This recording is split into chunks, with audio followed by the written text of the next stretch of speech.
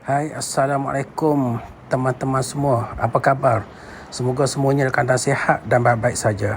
Okey, kita sambung lagi perjalanan kita dalam video part 2 ni. Kalau korang masih ingat, dalam video part 1 sebelum ini, saya ada kongsikan perjalanan saya bermula daripada stesen komuter BTS kat Bandar Tasik Selatan yang sebelah TBS tu, Terminal Bersepadu Selatan. Kalau korang masih ingat dalam video part 1 tu, saya sebenarnya nak cuba naik KTM komuter. Tapi berlaku ada satu masalah lah pula. Akhirnya saya ubah keputusan untuk naik LRT dan MRT saja sampailah ke Pasar Seni. Kalau nak tahu kenapa, tonton dulu video part 1 tu ya. Link saya ada letak di description. Okeylah, sekarang kita sambung part 2 pula. Daripada stesen kereta api lama Kuala Lumpur ini, perjalanan saya belum habis lagi. Kali ini saya nak teruskan berjalan kaki menuju ke salah satu tempat cukup terkenal dan menjadi ikon di Kuala Lumpur, iaitu Masjid Negara. Lokasinya sebenarnya tak jauh sangat daripada stesen kereta api lama Kuala Lumpur ni. Seberang jalan saja. Jadi kita jalan kaki je lah. Semuanya kita akan tengok dalam video kali ini. Dan bila sampai di sana, kita akan jalan-jalan di sekitar kawasan Masjid Negara. Kita tengok macam mana suasana di sana, apa yang menarik dan apa saja yang boleh terjumpa di dalam kawasan masjid tu. Mungkin ada antara teman-teman yang selalu datang ke KL ni tapi belum pernah singgah lagi ke Masjid Negara. Atau mungkin ada juga yang pernah lalu kawasan ini tapi tak pernah betul-betul masuk dan tengok suasana di sekitarnya. Jadi, dalam video kali ini, kita explore sama-sama. Okeylah teman-teman, tak perlu tunggu lama-lama lagi, jom follow saya. Kita sambung perjalanan menuju ke Masjid Negara Kuala Lumpur. Dengan lafaz Bismillahirrahmanirrahim, jom kita luncur.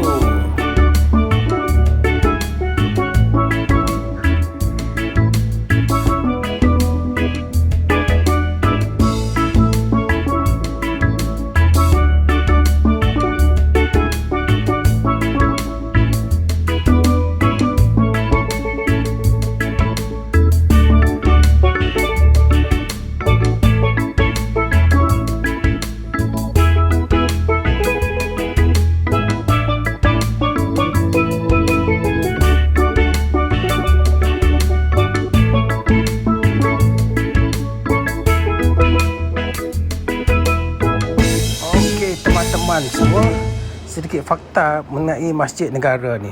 Masjid ni dibuka sejak tahun 1965, lebih kurang 60 tahun yang lalu lah kan. Salah satu benda yang paling senang kita nak nampak mestilah bumbung dia yang unik ni, macam payung terbuka dengan 16 bucu. Menara dia pula tinggi lebih kurang 73 meter. Memang daripada jauh pun kita boleh nampak dah masjid ni. Masjid Negara juga boleh memuatkan ribuan jemaah dalam satu masa. Jadi memang besarlah kawasan ni. Dan satu lagi, masjid ni dibina selepas Malaysia mencapai kemerdekaan. Sebab tu Masjid Negara ni bukan sekadar tempat solat, tempat ibadat, tapi dia dah jadi lebih kepada ikon penting kat KL ni. Okeylah, itu sedikit fakta tentang masjid ni. Sekarang jom kita jalan lagi. Kita tengok apa yang berada kat dalam ni.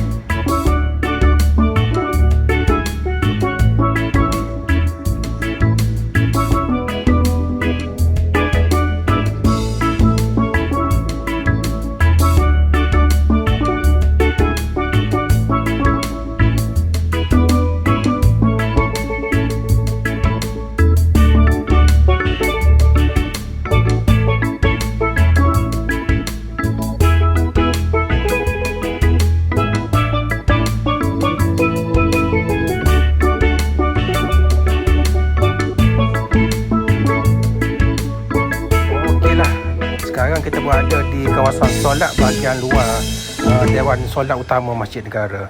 Kalau korang tengok kat sini, kawasan dia memang luas lah. Suasana pun rasa sangat tenang. Kat sini pun kita boleh nampak ramai sebenarnya pelancong daripada luar negara yang datang melawat. Ada daripada China juga ni, dan juga daripada negara-negara lain. Okey, jom sekarang kita masuk pula di bahagian ruang solat utama Masjid Negara. Ruang kat sini nampaklah berbeza sikit, lebih tenang, nyaman, nampak macam selesa, lebih selesa lah berbanding dengan luar tu. Kalau korang tengok sini, ruang solat utama ni memang luas. Okeylah, kita keluar dulu daripada ruang solat utama ni. Memang cantik lah kat dalam tadi tu. Sekarang jom kita pusing kawasan lain pula. Ni kalau korang nak tahu, inilah kawasan dakwah yang disediakan untuk pengunjung. Terutamanya bagi non-Muslim yang nak tahu tentang Islam. Memang banyak informasi yang kau boleh dapat kat sini sebenarnya. Contoh kat sini ada komputer yang boleh digunakan untuk tengok dan baca pelbagai info berkaitan dengan Islam. Kat sekeliling sini pun ada banyak banner dan bahan penerangan yang menerangkan tentang Islam dengan cara yang mudah difahami. Yang menariknya, mereka turut sediakan Al-Quran dengan terjemahan dalam pelbagai bahasa asing. Macam korang boleh nampak kat sini, ada terjemahan bahasa Korea, bahasa Cina dan bahasa lain juga. Jadi pelancong luar yang datang Masjid Negara yang mungkin nak kenal tentang Islam, boleh singgah kat bahagian ini dan baca sendiri info yang disediakan. Okeylah, jom kita tengok apa yang ada sekitar lain pula.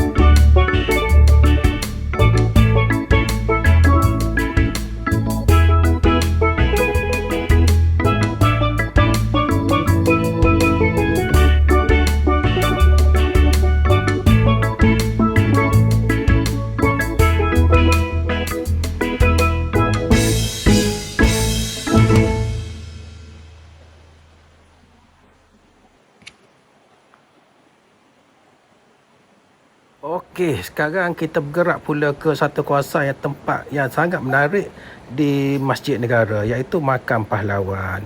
Kalau korang datang ke Masjid Negara, boleh singgah sekejap ke kawasan ini sebab lokasinya dekat sajalah.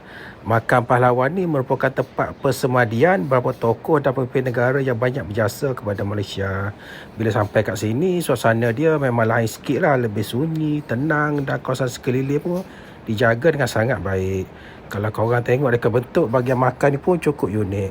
Terutama struktur bumbungnya yang berbentuk seperti bintang. Jadi selain kita datang untuk melihat seni bina, tempat ini juga mengingatkan kita kepada tokoh-tokoh terdahulu yang pernah memainkan peranan penting dalam sejarah negara. Okeylah, jom kita jalan kat sini pula. Kita tengok suasana di sekitar Makam Pahlawan. Amin, amin ya Rabbal Alamin. Okeylah teman-teman, setakat ini dululah perjalanan kita di sekitar Masjid Negara. Sekarang saya nak keluar dulu daripada kawasan masjid dan teruskan perjalanan ke Kompleks Daya Bumi pula. Kita tengok apa yang menarik ada kat sana nanti. Tapi untuk jalan-jalan di sekitar Kompleks Daya Bumi tu, saya akan sambung di video part 3 nanti. Jadi untuk part 2 ini kita stop sampai di sini dululah. Terima kasihlah pada korang yang dah tengok sampai habis. Jangan lupa nanti di part 3 pula sebab perjalanan kita belum habis lagi. Okeylah teman-teman, jumpa lagi di video seterusnya. Assalamualaikum dan bye-bye.